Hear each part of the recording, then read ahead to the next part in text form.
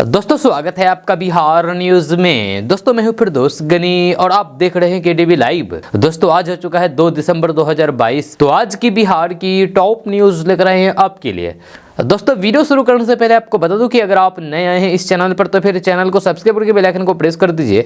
तो चलिए शुरू करते हैं आज की पूरे बिहार की टॉप न्यूज। दोस्तों आज बिहार न्यूज में सबसे पहले बात करेंगे कि अगर आप सरकारी स्कूल में पढ़ते हैं या फिर अगर आपके बच्चे सरकारी स्कूल में पढ़ते हैं तो फिर आपके लिए बहुत ही बड़ी खुशखबरी निकलकर सामने आई है। दरअसल बिहार के सरकारी स्कूलों के बच्चे अब शतरंज के जानकार बनेंगे। जब बच्चे शतरंज के खिलाड़ी बनेंगे, इस खेल के नियम से लेकर के उसमें अपनाई जाने वाली चाल मोहरों की अहमियत और राष्ट्रीय और अंतर्राष्ट्रीय स्तर पर अब तक हुए ग्रैंड मास्टर की कहानी भी जानेंगे। दरअसल बिहार शिक्षा परियोजना परिषद की तरफ से मिली जानकारी के अनुसार बिहार के प्रारंभिक कक्षाओं में बच्चों को शतरंज की पढ़ाई के साथ ट्रेनिंग भी दी जाएगी। हालांकि इसके लिए पहले शिक्षकों को ट्रेन किया जाएगा। जब सभी शिक्षक अपने स्कूल में निर्धारित तिथि को शतरंज की पढ़ाई कर पाएंगे। मिली जानकारी के अनुसार इसके लिए पहले चरण में बिहार के 15 जिलों का चयन किया गया है, जहां बच्चों को पढ़ाई के साथ साथ शतरंज के बारे में जानकारी दी जाएगी। इसमें राजधानी पटना के साथ साथ मुजफ्फरपुर, समस्तीपुर, दरभंगा, रोहतास, लखीसराय, आरा, गया, मधेपुरा, सहरसा, पूर्णिया, कटिहार, बक्सर, सारण और सिवान जिला शामिल है। दोस्तों बात करते हैं कि बिहार में धर्मांतरण के मामले पर सियासत गर्मा गई है। धर्म परिवर्तन को लेकर के बीजेपी नीतीश सरकार पर हमलावर हो गई है। जब इस मुद्दे पर आरजेडी प्रदेश अध्यक्ष जगदानंद सिंह से सवाल किया गया तो फिर वे भड़क गए और सवाल करने वाले पत्रकार को ही पीएम नरेंद्र मोदी का एजेंट बता दिया। जी हाँ, महागठबंधन सरकार में आरजेडी कोटे से मंत्री आलोक मेहता ने कहा है कि धर्मांतरण पहले भी होता रहा है और ये कोई अपराध नहीं है, इसे बेवजह का मुद्दा बनाया जा रहा है। जगदानंद सिंह से एक पत्रकार ने पटना के पालीगंज में धर्म परिवर्तन की घटना पर सवाल किया तो आरजेडी प्रदेश अध्यक्ष जगदानंद सिंह इस पर भड़क गए और उन्होंने पत्रकार से कह दिया है कि उनकी प्रेस कॉन्फ्रेंस है, जब पहले वे अपनी बात रखेंगे, इसके बाद उनसे सवाल पूछा जाए। जगदानंद सिंह ने सवाल करने वाले पत्रकार को मोदी का एजेंट भी बता दिया और वहां से जाने के लिए कहा। आपको बता दूं कि पटना के पालीगंज में बड़ी संख्या में हिंदुओं को लालच देकर के ईसाई बनाने के आरोप लगे हैं। केंद्रीय मंत्री एवं बीजेपी नेता गिरिराज सिंह का कहना है कि महागठबंधन सरकार को अपने मुस्लिम वोट बैंक की चिंता है। बिहार के हिंदुओं के बारे में कौन सोचेगा। बिहार में तेजी से धर्मांतरण हो रहा है, यह आरोप केंद्रीय मंत्री और बीजेपी के फायर ब्रांड नेता बेगूसराय के सांसद गिरिराज सिंह का है।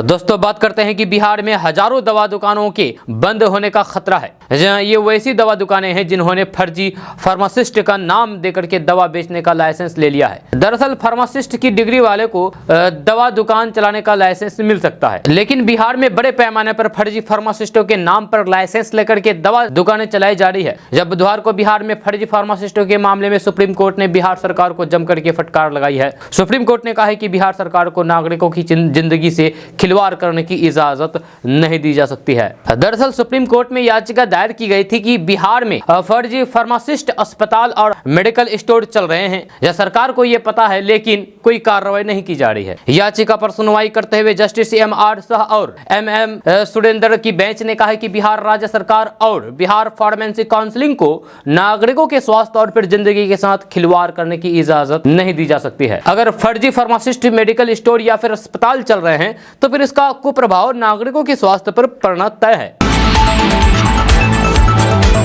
दोस्तों बात करते हैं कि बिहार में अक्सर हैरान कर देने वाली खबर सामने आती रहती है। पहले ट्रेन इंजन की चोरी, फिर मोबाइल टावर की चोरी, अब सड़क का ही गायब होने का मामला सामने आया है, यानी कि सड़क ही चोरी हो गई है। यह मामला बिहार के बांका जिले के नवादा खरौनी पंचायत के खरौनी गांव से जुड़ा हुआ है। जब ग्रामीण द्वारा गांव के दक्षिण दिशा में स्थित खादमपुर गांव तक जाने वाली एकमात्र सड़क गायब होने की शिकायत पुलिस से की है। जब पुलिस ने मामले की गंभीरता को देखते हुए कार्रवाई शुरू कर दी है। दरअसल ये घटना 29 नवंबर की है। 29 नवंबर की सुबह ग्रामीण जब उठे तो फिर देखा कि गांव का एकमात्र सड़क गायब हो गई। ये देख करके ग्रामीण टेंशन में आ गए। ग्रामीणों ने तत्काल इसकी सूचना पुलिस को दी। जब पुलिस ने अपनी जांच शुरू की तो फिर पता चला है कि नवादा खरौनी पंचायत के खरौनी गांव से दक्षिण दिशा में स्थित खदमपुर गांव तक जाने वाली एकमात्र सड़क जो गायब हो गई है, वह गायब नहीं हुई है, उस पर गेहूं की बुआई कर दी गई है। दोस्तों बात करते हैं कि बिहार के डिप्टी सीएम तेजस्वी यादव की कुरनी में चुनावी रैली के दौरान शिक्षक अभ्यर्थियों ने प्रदर्शन करते हुए नजर आए, जहां बीटीटी और सीटीटी अभ्यर्थी हाथों में तख्तियां लेकर के तेजस्वी यादव की सभा में पहुंचे और 7वें चरण की शिक्षक बहाली जल्द निकालने की मांग को लेकर के प्रदर्शन किया। अभ्यर्थियों ने सभा में नारेबाजी भी की। इसके बाद तेजस्वी यादव ने मंच से उन्हें जल्द ही शिक्षक भर्ती निकलवाने का आश्वासन दिया। यह डिप्टी सीएम तेजस्वी यादव मुजफ्फरपुर जिले की कुरनी विधानसभा सीट पर होने वाले उपचुनाव के प्रचार के लिए बुधवार को तुर्की पहुंचे। यहां उन्होंने महागठबंधन उम्मीदवार मनोज कुशवाहा के समर्थन में जनसभा को संबोधित किया। तेजस्वी यादव की रैली में सीटीटी और बीटीटी पास शिक्षक अभ्यर्थी भी पहुंच गए। उन्होंने शिक्षक बहाली जल्द निकालने की मांग को लेकर के प्रदर्शन किया। आपको बता दूं कि बिहार के शिक्षक अभ्यर्थी लंबे समय से 7वें चरण की शिक्षक बहाली निकालने की मांग कर रहे हैं। जब पटना में कई बार उनकी पुलिस और प्रशासन से झड़प भी हुई है। सरकार की ओर से कई बार अभ्यर्थियों को आश्वासन दिया गया है कि जल्द ही बहाली की प्रक्रिया शुरू की जाए, मगर अभी तक भर्ती का नोटिफिकेशन जारी नहीं किया गया है। दोस्तों बात करते हैं कि एनडीटीवी चैनल के समूह संपादक और स्टार एंकर रहे रवीश कुमार ने अपने पद से इस्तीफा दे दिया है। एनडीटीवी की होल्डिंग कंपनी आरआरपीआर से प्रणव राय और फिर राधिका राय पहले इस्तीफा दे चुके हैं। उसके बाद से ही रवीश कुमार के भी इस्तीफे की क्यास लग रहे थे। अब रवीश कुमार ने खुद अपने यूट्यूब चैनल पर इस्तीफे की जानकारी दी है और भावुक विदाई संबोधन में बीते दिनों को याद किया है। यही नहीं, इस दौरान उन्होंने ये भी बताया है कि अब वे यूट्यूब चैनल पर ही नजर आएंगे। रवीश कुमार ने इस दौरान तंज बड़े अंदाज में कहा कि आज की शाम एक ऐसी शाम है जहां चिड़िया को उसका घोंसला नजर नहीं आ रहा क्योंकि उसे कोई दूसरे ले गया, लेकिन उस चिड़िया के पास थक जाने तक खुला आसमान जरूर है। रवीश कुमार अपने शुरुआती सफर से आज तक के दिनों को याद करते हुए कहा कि ये एनडीटीवी में ही संभव है कि एक चिट्ठी पढ़ने वाला समूह संपादक बनता है, लेकिन आज इस्तीफा दे रहा हूं। यदि दिन आना ही था, लेकिन ये दिन अच्छा तो नहीं लग रहा है। एनडीटीवी प्राइम टाइम शो के जरिए लोकप्रिय हुए रवीश कुमार ने कहा कि भारत की पत्रकारिता में स्वर्ण युग तो कभी नहीं था, लेकिन इस तरीके से भस्म युग भी नहीं। रवीश कुमार ने कहा है कि मैंने यहाँ 26 साल गुजारे हैं और इस यात्रा के अपने उतार चढ़ाव भी हैं। अब ये यादें दोस्तों के बीच सुनने सुनाने का काम आएगी। दोस्तों बात करते हैं कि बिहार में इन दिनों एक शादी चर्चा का विषय बना हुआ है। दरअसल एक शादीशुदा महिला ने पहले अपने पति को छोड़कर के रिश्ते में भांजा लगने वाले युवक से शादी कर ली। इस शादी का गवाह लड़की के परिवार वाले भी बने। जब महिला अनीता देवी ने एक समझौता पत्र में लिखा है कि वे अपने पति डब्लू शर्मा को छोड़कर के अपने नए प्रेमी संतोष कुमार के साथ रहना चाहती है। उक्त आरोप फैसला वो अपने इच्छा से ले रही है, यानी कि ये फैसला वो अपने खुद की इच्छा से ले रही है, किसी भी तरीके से कोई भी दबाव नहीं दे रहा है। वे अपने पहले पति डब्लू शर्मा पर कोई भी दावा नहीं करेगी। जब बिहार के खगड़िया जिला से ये मामला सामने आया है, बताया जा रहा है कि चौथम थाना क्षेत्र की मलपा गांव का रहने वाला युवक संतोष कुमार अपने मामा के घर महेशखुंट थाना के काजचक आया जाया करता था। संतोष के मामा मजदूरी का काम करते हैं। इसी दौरान संतोष को अपने मामी से प्रेम प्रसंग शुरू हो गया, जिसके बाद दोनों को गांव वालों ने पकड़ लिया। फिर क्या था, पति ने अपनी मौजूदगी में ही दोनों की शादी करवा दी। जब महेशखुंट थाना के काजीचक गांव की अनीता कुमारी ने समाज के सामने अपने प्रेमी के साथ शादी कर ली, लेकिन जैसे ही प्रेमी मामी को पत्नी बना करके अपने घर पहुंचा तो फिर उसके परिवार वालों ने विरोध करना शुरू कर दिया, जिसके बाद महिला अनीता देवी का प्रेमी संतोष उसको छोड़ करके फरार हो गया। उसके बाद वापस महिला अनीता देवी अपने पहले पति के घर पहुंची, जहां काफी मशक्कत के बाद पति डब्लू शर्मा वापस उसे अपने साथ रखने को तैयार हुआ। उसके बाद फिर पति ने अपनी पूर्व पत्नी की मांग में सिंदूर भर करके उसे फिर से स्वीकार किया।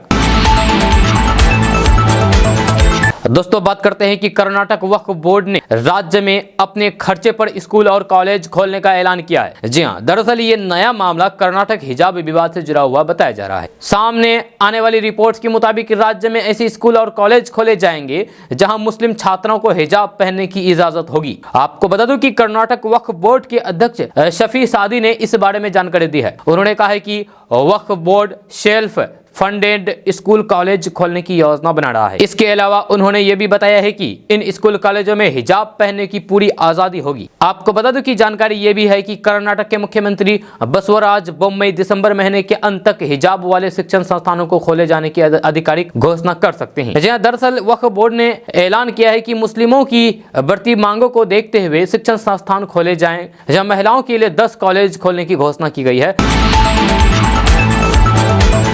दोस्तों बात करते हैं कि बिहार में आरजेडी ने आरएसएस प्रमुख मोहन भागवत के बयान पर हमला बोला है। जी हां, आरजेडी उपाध्यक्ष शिवानंद तिवारी ने कहा कि क्या हमारे देश के मुसलमान और ईसाई हिंदू मुसलमान और फिर हिंदू ईसाई कहे जाएंगे? मोहन भागवत के अनुसार तो यही लगता है। एक बयान जारी करते हुए शिवानंद तिवारी ने कहा है कि मोहन भागवत जो भी बोलते हैं उसको बहुत गंभीरता से लिया जाना चाहिए, यह क्योंकि देश की मौजूदा सरकार राष्ट्रीय स्वयंसेवक संघ यानी कि आरएसएस की नीतियों को देश में लागू करने वाली सरकार है। शिवानंद तिवारी ने कहा है कि मोहन भागवत बिहार में थे। उन्होंने कहा कि भारत में रहने वाले हर व्यक्ति हिंदू है। या किसी ने उनके इस बयान पर प्रतिक्रिया नहीं दी। 2015 के बिहार विधानसभा चुनाव के दौरान इन्हीं मोहन भागवत ने आरक्षण पर पुनर्विचार की जरूरत बताई थी। आज वे कह रहे हैं कि भारत में रहने वाले सभी हिंदू हैं। देश किस दिशा में बढ़ रहा है, इसका अनुमान आरएसएस प्रमुख की इस घोषणा से लगाया जा सकता है। बाबा साहेब अम्बेडकर ने संकल्प लिया था कि वे हिंदू धर्म में नहीं मरेंगे। उन्होंने अपने लाखों समर्थकों के साथ बौद्ध धर्म कबूल कर लिया था, लेकिन भागवत के अनुसार वे हिंदू ही माने जाएंगे। यानी कि अंबेडकर के हिंदू धर्म के बाहर प्राण त्यागने के संकल्प को मोहन भागवत की ये परिभाषा असत्य करार देने जा रही है। दोस्तों बात करते हैं कि भारत ने गुरुवार को दुनिया की सबसे बड़ी अर्थव्यवस्थाओं के मंच G20 की अध्यक्षता संभाल ली। प्रधानमंत्री नरेंद्र मोदी ने समग्र रूप से मानवता को लाभ पहुंचाने के लिए मौलिक मानसिकता में बदलाव का आह्वान करते हुए एक नोट लिखा। इसी क्रम में प्रधानमंत्री नरेंद्र मोदी ने दोहराया कि भारत का G20 एजेंडा समावेशी, महत्वाकांक्षी, कार्रवाई उन्मुख और फिर निर्णायक होगा। जब पीएम मोदी ने ट्वीट करते हुए लिखा है कि आज जैसा कि भारत ने अपनी G20 अध्यक्षता शुरू की है, इसी पर कुछ विचार लिखे हैं कि हम आने वाले वर्ष में एक समावेशी, महत्वाकांक्षी, कार्रवाई उन्मुख और वैश्विक भलाई के लिए निर्णायक एजेंडे के आधार पर कैसे काम करना चाहते हैं। मैं महत्वपूर्ण परिणाम देने के लिए पिछले G20 अध्यक्षकों को धन्यवाद देना चाहता हूं। मेरा दृढ़ विश्वास है कि अभी और आगे बढ़ने का सबसे अच्छा समय है और समग्र रूप से मानवता को लाभान्वित करने के लिए एक मौलिक मानसिकता बदलाव को उत्प्रेरित करना है। दोस्तों बात करते हैं कि साल 2022 के आखिरी महीने की शुरुआत हो चुकी है। ऐसे में इस महीने की पहली और दूसरी तारीख को कुछ अहम बदलाव हुए हैं। इन बदलाव के कारण लोगों की जेब पर सीधा असर पड़ा है।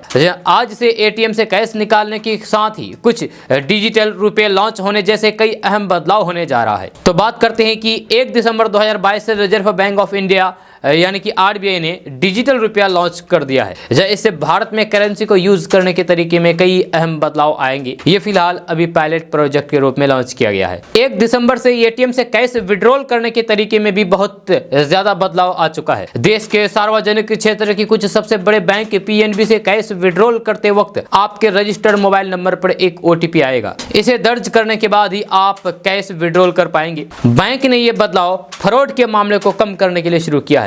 इस महीने अगर आपको बैंक में कोई जरूरी काम करना है तो फिर आप जान ले कि दिसंबर के महीने में बैंक कुल 13 दिन बंद रहेंगे। ध्यान देने वाली बात यह है कि बैंक की छुट्टियां राज्यों के फेस्टिवल के अनुसार ही तय होती है। यह सर्दी के मौसम की शुरुआत के साथ ही रेलवे ने दिसंबर में अपने टाइम टेबल में बड़ा बदलाव कर दिया है। यह ठंड और कोहरे के कारण टाइम टेबल को बदला गया है। कई ट्रेनों को रेलवे ने कैंसिल भी कर दिया है। ऐसे में अगर आप कहीं यात्रा करने के लिए निकल रहे हैं तो फिर ट्रैवल करने से पहले टाइम टेबल को अच्छी तरीके से जरूर देख लें। अगर दिसंबर के महीने में आप गाड़ी खरीदने की प्लानिंग बना रहे हैं तो फिर आपकी जेब पर बोझ बढ़ने वाला है। आपको बता दूं कि हीरो मोटरकॉर्प ने अपने 2 व्हीलर गाड़ियों के प्राइस में बढ़ोतरी करने का फैसला कर दिया है।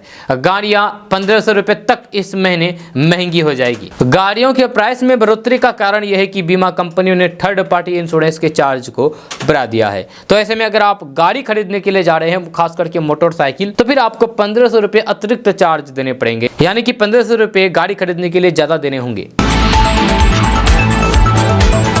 दोस्तों बात करते हैं कि पटना, समस्तीपुर, पूर्णिया, अररिया, कटिहार, किशनगंज सहित बिहार में 15,000 पदों पर भर्ती होने वाली है। ये भर्ती बिहार कृषि विभाग में की जाएगी। इसको लेकर के विभाग के स्तर पर तैयारियां की जा रही है। बहुत जल्द भर्ती से संबंधित नोटिफिकेशन जारी किया जा सकता है। खबर के अनुसार बिहार में कृषि विभाग के खाली 15,000 पदों पर बहाली को लेकर के बीपीएससी और फिर बिहार एसएससी को सूचना दे दी गई है। बहुत जल्द इन चयन आयोग के द्वारा भर्ती से संबंधित नोटिफिकेशन जारी किया जाएगा और भर्ती की प्रक्रिया शुरू की जाएगी। आपको बता दूं कि कृषि मंत्री कुमार सर्वजीत ने खुद इस बात की जानकारी देते हुए कहा कि मार्च 2023 तक कृषि विभाग में खाली पड़े इन 15,000 पदों को भर लिया जाएगा। जनवरी से लेकर के फरवरी तक एग्जाम कंडक्ट किया जाएगा। अगर आप बिहार कृषि विभाग में नौकरी करना चाहते हैं तो आप तैयारी करना शुरू कर दें, क्योंकि कृषि विभाग में खाली पड़े पदों पर भर्ती को लेकर के दिसंबर की अंतिम सप्ताह या फिर जनवरी के पहले सप्ताह में नोटिफिकेशन जारी किया जा सकता है।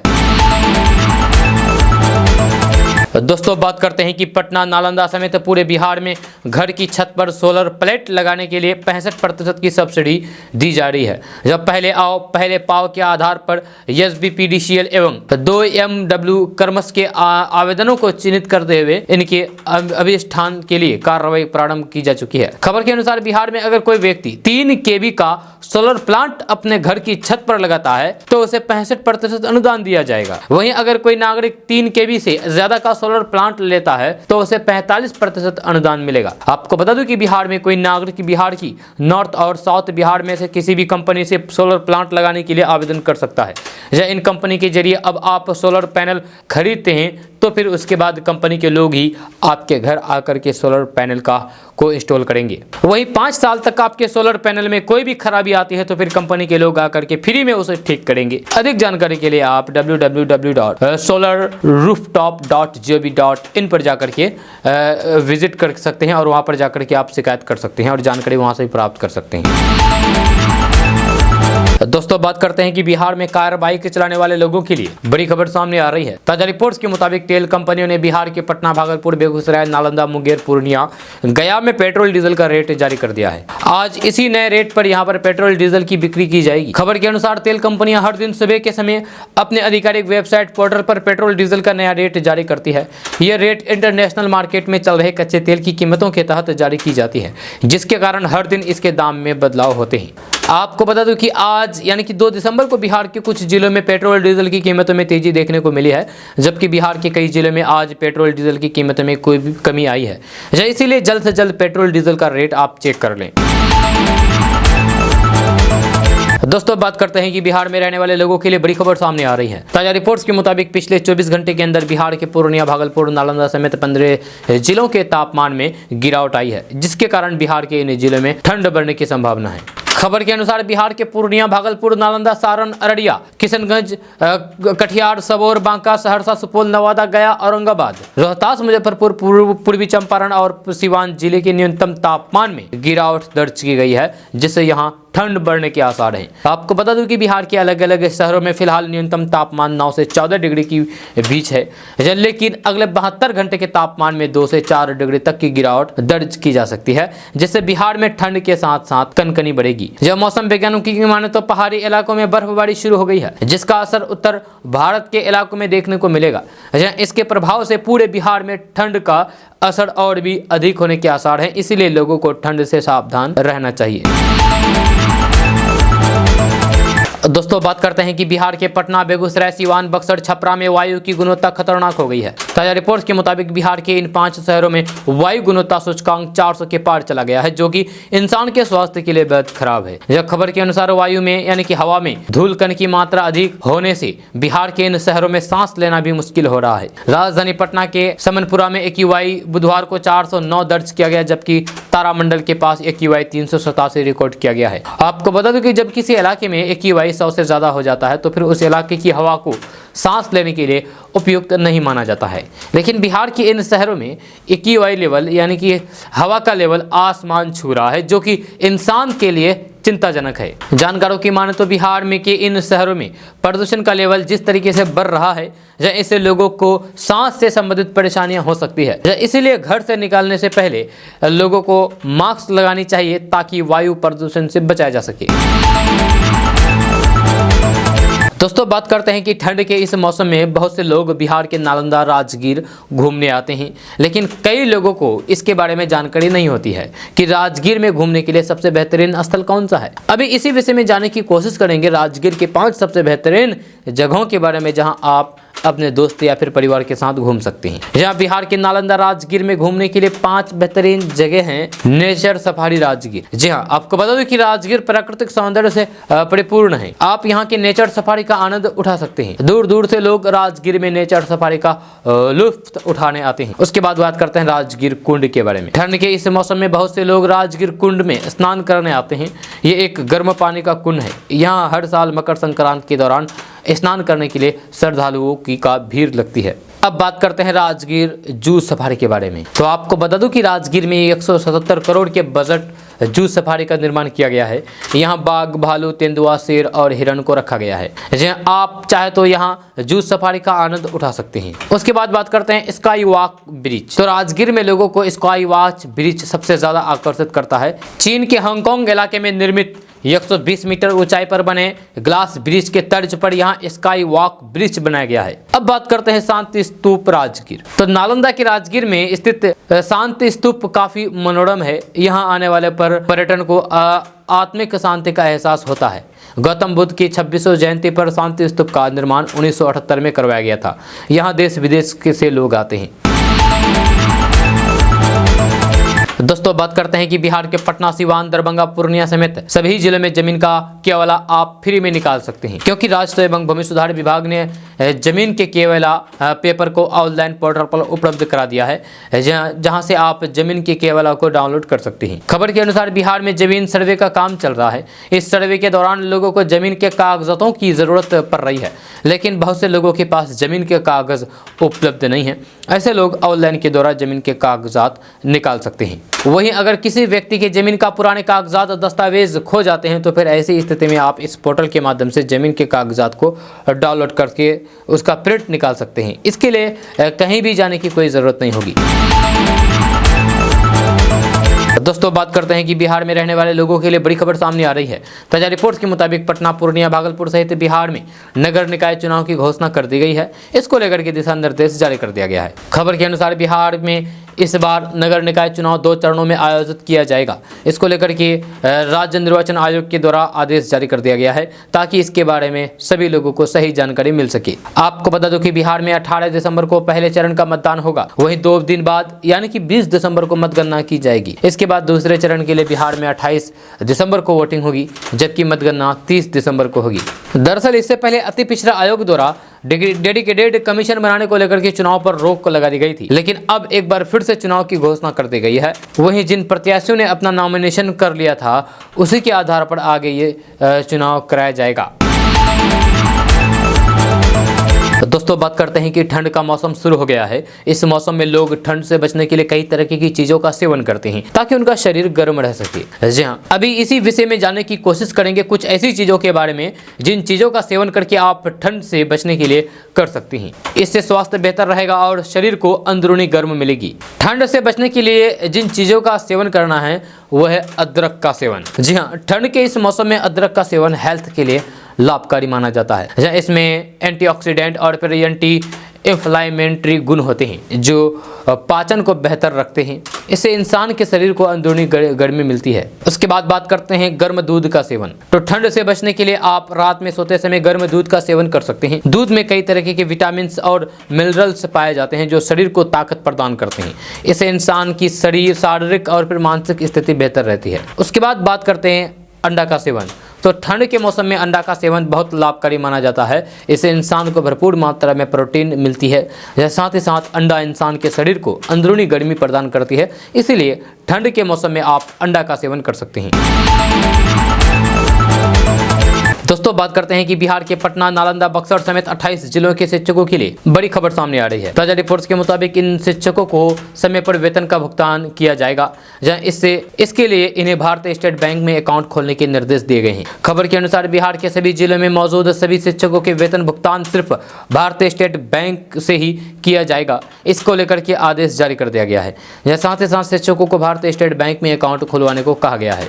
आपको बता दूं कि बिहार के 10 जिले भागलपुर, बेगूसराय, अररिया, पूर्वी चंपारण, किशनगंज, मुंगेर, नवादा, पूर्णिया, सारण और सीतामढ़ी जिले में शिक्षकों के बैंक खाते SBI में हैं। वहीं 28 जिले पटना, नालंदा, बक्सर, रोहतास, सहरसा, समस्तीपुर, शेखपुरा, शिवहर, सिवान, सुपौल, अरवल औरंगाबाद, बांका, भोजपुर, दरभंगा, गया, गोपालगंज, जमुई, मधेपुरा, मधुबनी, मुजफ्फरपुर, पश्चिमी चंपारण, जहानाबाद, कैमूर, कटिहार, खगड़िया, लखीसराय और वैशाली के शिक्षकों के नए खाते SBI में खोले जाएंगे।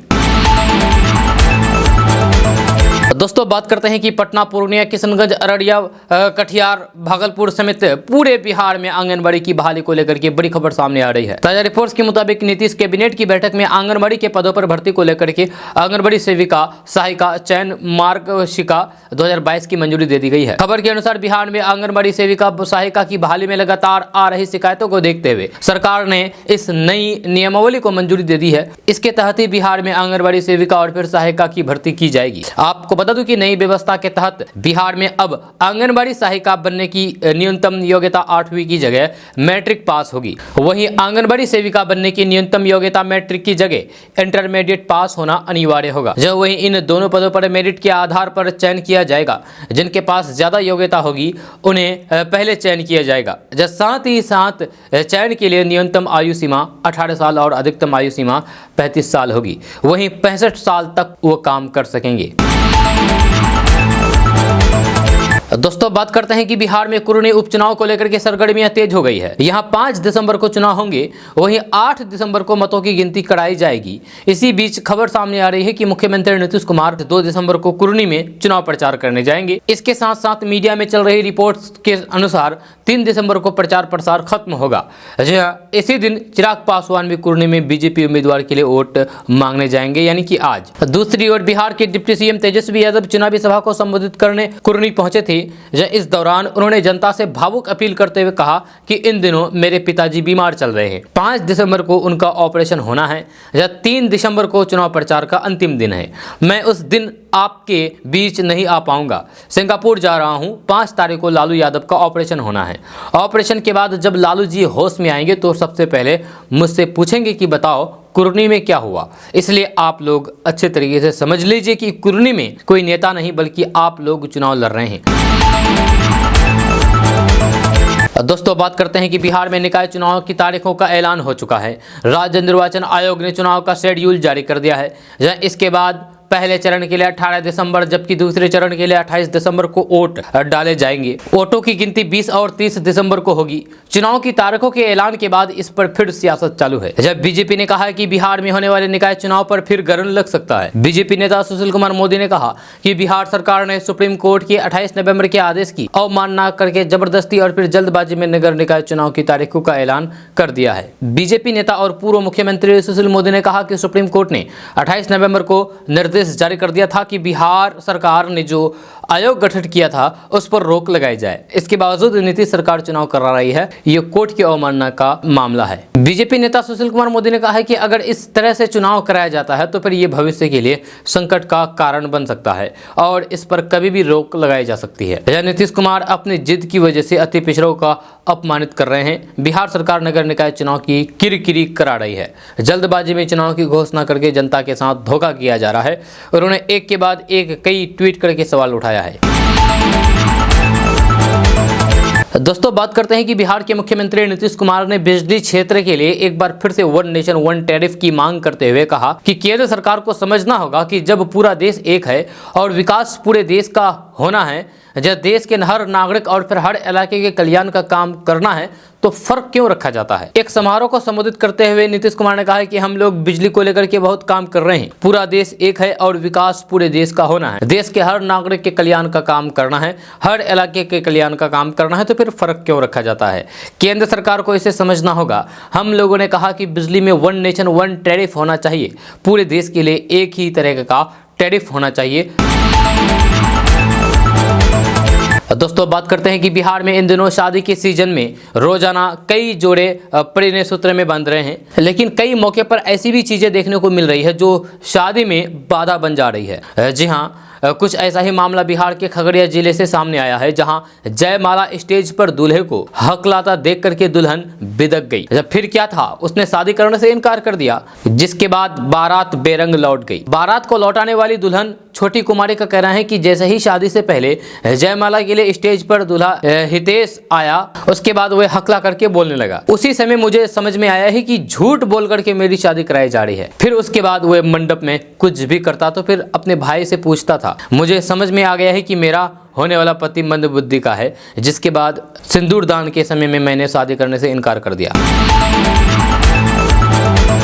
दोस्तों बात करते हैं कि बेगूसराय 0 माइल और खगड़िया के बीच बन रहे 4 लेन सड़क मार्ग में पपरोड़ में के समीप कब्रिस्तान आ रहा है, जिसको लेकर के केंद्रीय मंत्री गिरिराज सिंह ने बेगूसराय के डीएम के साथ पूर्व में बैठक भी की थी। जहां उस दौरान बेगूसराय के सांसद ने सीधे तौर पर कहा था कि यदि मंदिरों को हटाया जा सकता है तो फिर मस्जिद को हटाने में क्या समस्या है। जिसके बाद एक बार फिर से उन्होंने बहुत बड़ा बयान दिया है। उन्होंने कहा है कि यदि 4 लेन के रास्ते से कब्रिस्तान को नहीं हटाया गया तो वे आंदोलन करने के लिए मजबूर होंगे। दरअसल बेगूसराय में केंद्रीय मंत्री गिरिराज सिंह ने कहा कि 4 लेन पर मंदिरों को हटाया गया है, लेकिन कब्रिस्तान की वजह से सर्विस लेन का निर्माण कार्य बंद है। माना कि बिहार में महागठबंधन की सरकार है और वोट के लिए अल्पसंख्यकों की आगे नतमस्तक है।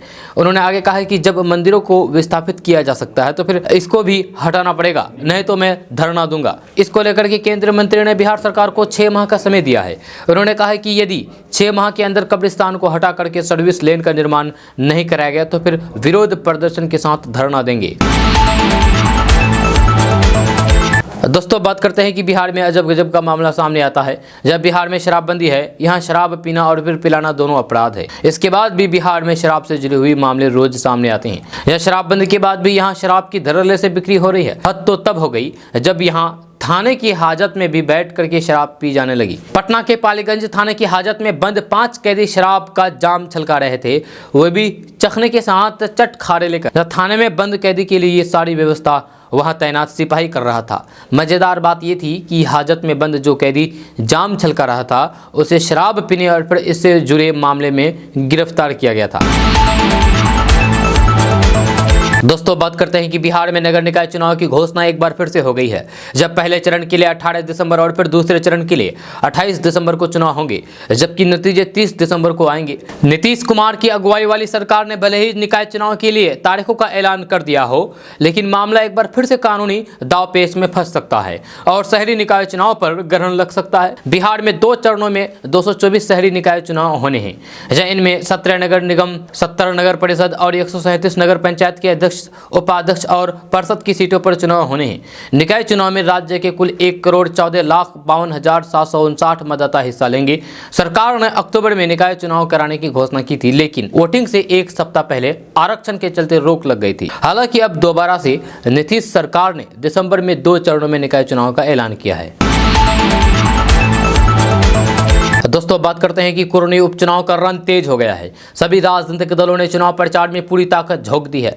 डिप्टी सीएम तेजस्वी यादव समेत आरजेडी के तमाम दिग्गज और फिर जेडीयू के नेता भी वोट मांगने लगे हैं। सीएम नीतीश कुमार की पार्टी जेडीयू के मनोज कुशवाहा है, जो सत्ताधारी गठबंधन के संयुक्त उम्मीदवार है। इस बीच बेगूसराय से सांसद और केंद्रीय ग्रामीण विकास मंत्री गिरिराज सिंह ने महागठबंधन पर करारा वार किया है। उन्होंने कहा है कि मुस्लिमों का वोट लेने के चक्कर में हिंदू वोटर्स की अनदेखी हो रही है।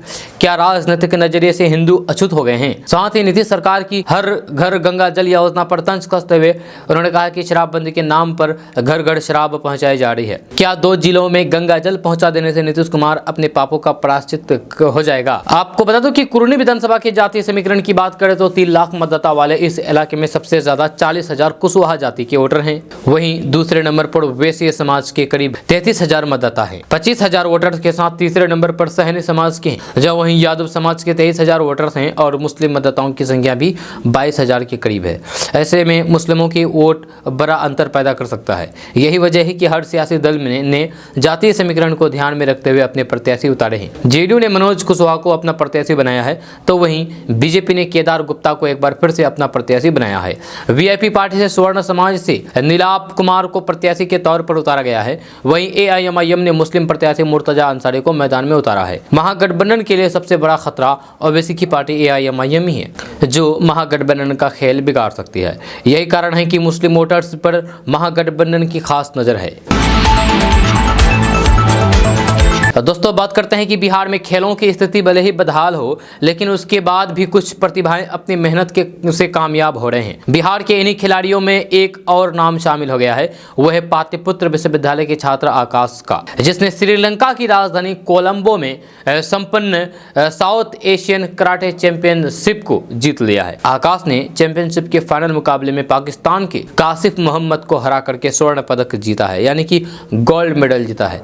आकाश के इस उपलब्धि पर पूरे विश्वविद्यालय और फिर गांव में खुशी की लहर है। जहां पाटलिपुत्र विश्वविद्यालय के एएन कॉलेज पटना के तृतीय वर्ष के छात्र कुमार आकाश ने कोलंबो में आयोजित साउथ एशियन कराटे चैंपियनशिप 2022 में 55 किलो वर्ग में पाकिस्तान के कासिफ मोहम्मद को एक तरफा मुकाबले में 8-0 से हरा करके स्वर्ण पदक जीत लिया है।